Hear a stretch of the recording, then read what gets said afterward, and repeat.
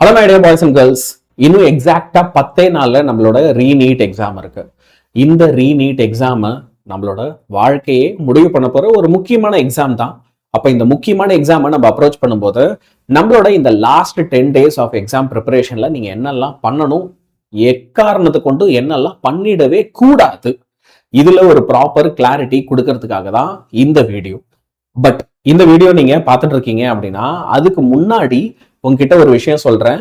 இந்த மாதிரி re-NEET prepare பண்ணிட்டு இருக்க எல்லா ஸ்டூடெண்ட்ஸ்க்காகவும் நம்ம யூடியூப் சேனல்ல நம்ம டீச்சர்ஸ், நான் ஷாவணி மேம், ஆஷா மேம் எல்லாருமே சேர்ந்து உங்களுக்காக ஒரு கிராஷ் கோர்ஸ் ஒன்று நம்ம வேதாந்தம் ஆப்ல ரன் பண்ணிட்டு இருக்கோம், ஃப்ரீ ஆஃப் காஸ்டா.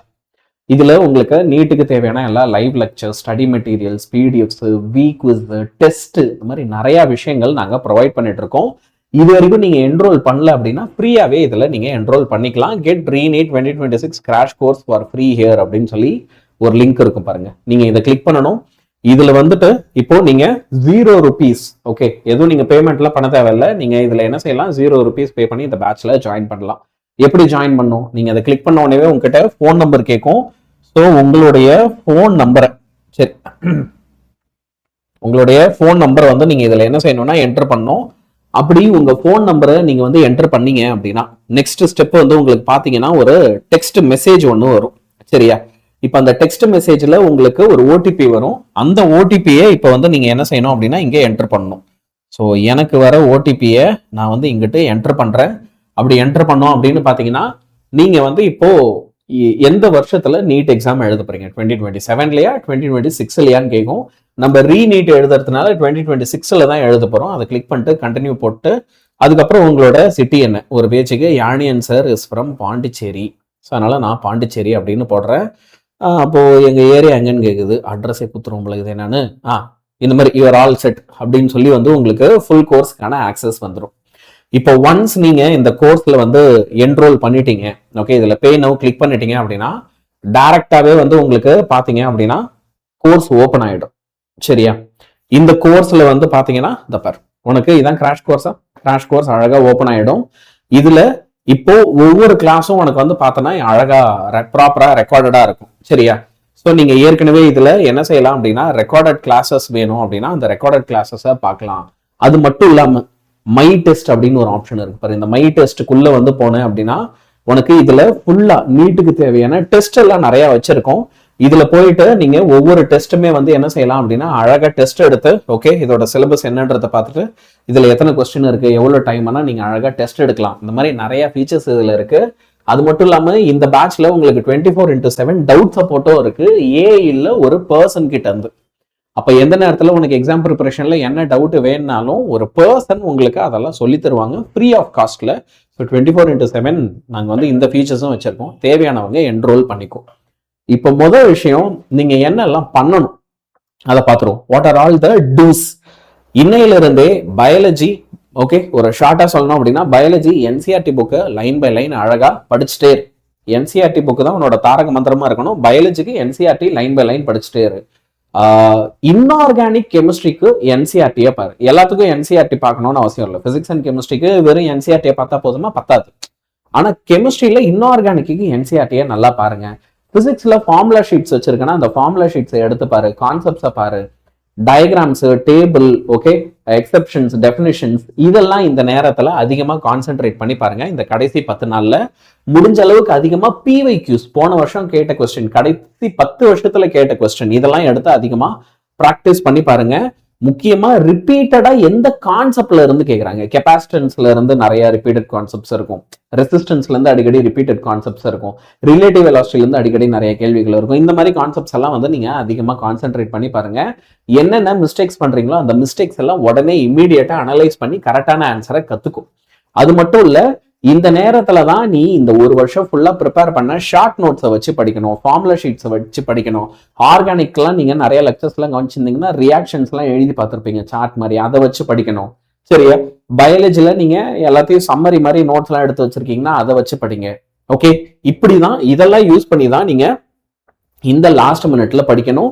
இந்த லாஸ்ட் மினிட்ல, ஓகே, நீங்க ஃபுல்லா ஃபர்ஸ்ட்ல இருந்து ப்ரிப்பரேஷன் பண்ற மாதிரி பண்ணாம இந்த டைம்ல நிறைய டெஸ்ட் எழுதணும். அதுவும் அந்த டெஸ்ட் எல்லாமே நமக்கு நீட் எக்ஸாமை எப்ப கண்டக்ட் பண்ணுவாங்க? மதியம் 2ல இருந்து 5:20க்குள்ள.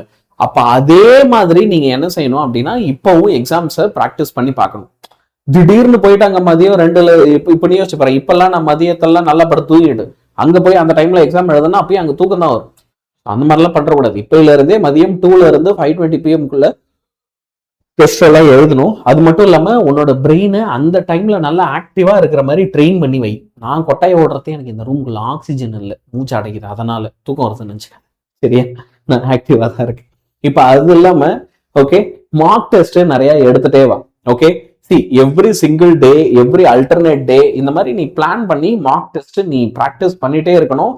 அந்த டெஸ்ட்டை அனலைஸ் பண்றதுக்கு நிறைய டைம் ஸ்பெண்ட் பண்ணணும். நம்ம என்னென்ன மிஸ்டேக்ஸ் பண்ணோம், ஏன் இந்த கான்செப்ட் நமக்கு மறந்தது, சரி திரும்ப ஒரு வாட்டி எடுத்து படிக்கலான்னு பார்த்து உன்னுடைய திரும்ப வர மிஸ்டேக்ஸ் எல்லாத்தையும் நீ தவிர்க்க ஆரம்பிக்கணும். ப்ராப்பரா தூங்க ஆரம்பி. இந்த லாஸ்ட் மினிட்ல தான் போயிட்டு நான் ஒரு நாளைக்கு 3 மணி நேரம் தூங்குறேன், 4 மணி நேரம் தூங்குறேன்லாம் இருக்கக்கூடாது. எல்லாம் சேர்த்து பிடிச்சி எக்ஸாம்ல அட்டாக் பண்ணி விட்டுரும். ப்ராப்பரா 7 to 8 hours ஆஃப் ஸ்லீப். இந்த நேரத்துல படிப்பு கம்மியாகவும் தூக்கம் அதிகமாகவும் இருக்கணும். ஒரு ப்ராப்பர் ஸ்லீப்பிங் ஷெடியூல் இருக்கணும். நம்ம இந்த நேரத்துல போயிட்டு நான் நைட் அவ்வளோ வரேன், வெடிய படிக்கிறேன் அப்படின்லாம் ஹெல்த்துக்கு எடுத்துக்கிற நேரம் இது கிடையாது. இது ஹெல்த்தை திரும்ப கொண்டு வர நேரம். எந்த அளவுக்கு நீ ஹெல்த்தியா இருக்கியோ அந்த அளவுக்கு உன்னால ப்ராப்பரா படிக்க முடியும். அப்போ நல்ல ஹோம் குக்டு மீல்ஸா சாப்பிடு, ஹோட்டல் மீல்ஸ் வேணாம். நிறைய தண்ணி குடி. வெயில் கொளுத்துது அநியாயத்துக்கு, அதனால தண்ணி நிறைய குடி. இந்த நேரத்துல போய் சும்மா வெளியில கண்டதையும் நான் திங்கிறேன் அப்படின்ட்டு எக்ஸ்பெரிமெண்ட்லாம் பண்ணிட்டு இருக்காத. எக்ஸாம் மெட்டீரியல்ஸ் எல்லாமே முன்னாடியே எடுத்து வச்சுக்கோ. உன்னோட admit card, ID proof, passport size photo, exam சென்டருக்கு எப்படி போறோம், இது எல்லாமே இப்பவே எடுத்து வச்சுக்கோ. கடைசி நேரத்துல போய் தயவு செஞ்சு பிளான் பண்ணாத. 10 நாள் முன்னாடியே எல்லாமே ரெடியா இருக்கணும். சரியா, நம்மள பயமுறுத்துறதுக்குன்னே ஊருக்குள்ள ஒரு சில பேர் சுத்துறாங்க, நியூஸ் சேனல் அப்படின்ற பேர்ல. புரியுதா? ஈவன் ஒரு சில யூடியூப் சேனல்ஸ் எல்லாம் நீட்டு சம்பந்தமா இன்னும் உண்மையான செய்தி வருதோ அதை போடுறதில்ல, இஷ்டத்துக்கு அடிச்சு விடுறது அவங்களே ஒண்ணு கெஸ் பண்ணி. ஸோ அந்த மாதிரிலாம் பண்ணிட்டு இருக்காங்க. கொஞ்சம் அவங்களையெல்லாம் விட்டு ஒதுங்கி இரு. சரியா? ஸோ அதே மாதிரி உன்னைய கொண்டு போய் இன்னொருத்தர் கூட கம்பேர்லாம் பண்ணாது. ஐயோ நம்ம ஃப்ரெண்ட் அப்படி படிக்கிறான், நம்ம இப்படி படிக்கிறோம். நம்மளே ஃபர்ஸ்ட் டைம் நீட் எழுதும்போது ஓரளவுக்கு நல்லா தான் எழுதியிருப்போம் போல, இந்த வாட்டி எனக்கு கான்ஃபிடன்ஸ் கொஞ்சம் கம்மியா இருக்கு, அந்த மாதிரிலாம் தயவு செஞ்சு எதுவும் யோசிச்சுட்டுலாம் இருக்காத. அதெல்லாம் இல்லை, நீ ஒழுங்காக தான் ப்ரிப்பேர் பண்ணியிருக்க, நல்லதான் பண்ணுவேன். ரொம்ப ஆக்சிஜன் கம்மியா இருக்கீங்க என்னன்னு தெரியல. ஸோ ஸ்கோர்ஸை கம்பேர் பண்ணாத. இந்த paper leak, expected cut off, இந்த டிஸ்கஷனுக்குள்ளெல்லாம் இப்போ போவாத. உன்னோட மென்டல் எனர்ஜியை நீ தான் இப்போ நல்லா பாதுகாத்து வச்சிருக்கணும். சரியா? இப்போ டோன்ஸுக்கு வரும். ஸோ நான் உன்கிட்ட ஏற்கனவே சொன்ன மாதிரி இந்த பேனிக் குரூப்ஸ் எல்லாத்துக்கிட்ட இருந்தும் என்னது, யூ ஷுட் ஸ்டே அவே. வேற என்னெல்லாம் பண்ணக்கூடாது. இந்த நேரத்துல போய் புதுசாலாம் எதுவும் சாப்டர் ஆரம்பிக்கவே ஆரம்பிக்காது. இப்போ ஒரு சில சாப்டர் நீ இது வரைக்கும் தொடவே இல்லை, I have 0 knowledge about it, விட்டுரு. எதுவுமே தொடலையா யானேன் சார் அப்படின்னா உன்னை யாரும் காப்பாற்ற முடியாது, அது வேற கதை. சரியா?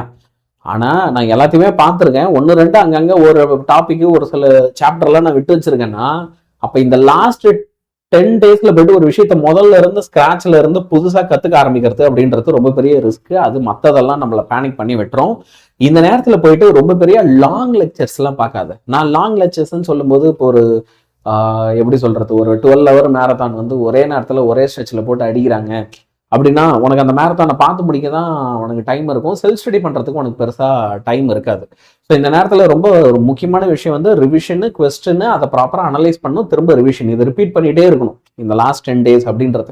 சின்ன சின்ன லெக்சர்ஸா பார்க்கலாம். ஆனா ரொம்ப பெருசா இந்த நேரத்துல போய் கமிட் ஆகிறது, உனக்கு ப்ரிப்பரேஷன் ஒண்ணுமே இல்லை, உனக்கு பயமா இருக்குன்னா பாரு.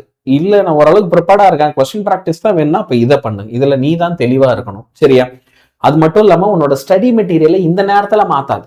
இவ்வளவு நாளா நான் இந்த கோச்சிங் சென்டரோட மாடியூல்ஸ் எல்லாமே கம்ப்ளீட் பண்ணேன், இப்போ இந்த லாஸ்ட் ஃபியூ டேஸ் புதுசா ஒரு கோச்சிங் சென்டரோட மாடியூல் ட்ரை பண்ணலான் இருக்கேன். வேண்டாம். No new books, no new coaching modules. சரியா? இந்த 1000 இம்பார்ட்டன்ட் கொஸ்டின்ஸ்னு புதுசா ஒரு பிடிஎஃப் கிடைச்சிருக்கான், அதுல இருந்தா எல்லாம் வரும்ன்றாங்க யானேன் சார். டெலகிராம்ல இருந்து ஒருத்தர் வேற சொன்னாப்புல. அந்த மாதிரி வலைகள் எல்லாம் போய் விழாத. சரியா? மார்க் டெஸ்ட் பண்றன்ற பேர்ல ஒரே அடியா மார்க் டெஸ்ட் பண்ணியும் தொலையாது. ஒரு நாளைக்கு 1, 2 நாளைக்கு 1 பண்ணா போதும். நம்ம ஆளுங்க இன்னைக்கு தான் ஒரே நாள்ல நான் 4ல இருந்து 5 எழுதுறேன், 3ல இருந்து 4 எழுதுறேன் இப்பெல்லாம் சொல்லுவாங்க. நீ ஒரு மார்க் டெஸ்ட் எழுதுற அப்படின்னா அந்த ஒரு மார்க் டெஸ்ட் முதல்ல ப்ராப்பரா அனலைசிஸ் பண்ணணும். அனலைசிஸே பண்ணாம இஷ்டத்துக்கு டெஸ்ட் எழுதி புண்ணியம் இல்லை. ஏன் தப்பு பண்ணோம், இந்த தப்பு எப்படி வந்துச்சு, இதை நம்ம சரி பண்ணுமா, இதெல்லாம் பார்த்துட்டு தான் அடுத்த மார்க் டெஸ்ட்டுக்கு போகணும். சரியா? தூக்கத்தை சாக்ரிஃபைஸ் பண்ணாத. நான் ஏற்கனவே சொன்னதுதான். இஷ்டமேனிக்கு ஒரு நாளைக்கு 1 மணி நேரம் 2 மணி நேரம் தூங்கிட்டு எக்ஸாம்ல போய் வேலை வச்சிடும். சரியா? இப்பையில இருந்தே ஓகே, நீ ப்ராப்பரா தூங்கி பழகு. Don't sacrifice your sleep.